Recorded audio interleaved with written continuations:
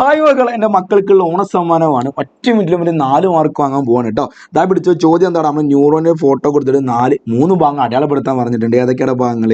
A, B, C അടയാളപ്പെടുത്താൻ പറഞ്ഞിട്ടുണ്ട്. നമ്മൾ അടയാളപ്പെടുത്തി നോക്കിയാലോടാ. ക്വസ്റ്റ്യൻ എന്താ?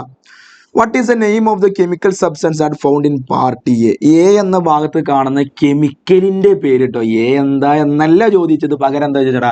എ എന്ന് പറഞ്ഞ ഭാഗത്ത് കാണുന്ന കെമിക്കലിൻ്റെ പേര്. എ എന്ന് പറഞ്ഞാൽ എന്താടാ?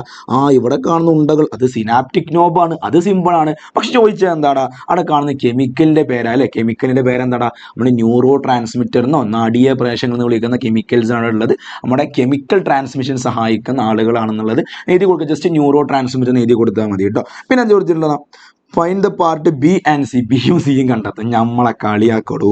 എന്താ ചോദിച്ചിട്ടുള്ളതാടാ? ബി എന്ന് പറഞ്ഞാൽ എന്താടാ? കോശ ശരീരത്തിൽ നിന്നും വലിയ ലുട്ടാപ്പിയുടെ കുന്തം പോലുള്ള വലിയ വാലല്ലടാ. ബി എന്ന് പറഞ്ഞാൽ എന്താ? ബി എന്ന് പറഞ്ഞാൽ എന്താ? അത് ആക്സോൺ അല്ലേ? ആക്സോൺ അല്ലേ? അപ്പോൾ സി കൊടുത്തിട്ട് ഓൾറെഡി നമ്മൾ എഴുതി വെച്ചിട്ടുണ്ട്. എന്താടാ? സി എന്ന് പറഞ്ഞാൽ നമ്മൾ ഈ ചെറിയ ചെറിയ ബ്രാഞ്ചുകളുടെ പേരെന്താണ്? അത് ഡെൻഡ്രൈറ്റുകളാണ് അല്ലേ? എന്നാൽ എൻ്റെ മക്കൾക്കുള്ള ചോദ്യമാണ്, വെറുതെ ഇരിക്കണ്ട, ഉത്തരം കമൻ്റ് അടിച്ചോളൂ. ഈ അടയാളപ്പെടുത്തിയിട്ടുള്ള ഡി എന്ന് പറയുന്ന ഭാഗം ഏതാണ്? ഡി എന്ന് പറയുന്ന ഭാഗം മക്കൾക്കുള്ള ചോദ്യമാണ്. അടയാളപ്പെടുത്തിയിട്ടുള്ളത് എല്ലാവരും പെട്ടെന്ന് തന്നെ കമൻറ്റ് ചെയ്യട്ടോ. 4 മാർക്കാണ്. പിടിച്ചിരുന്നത്.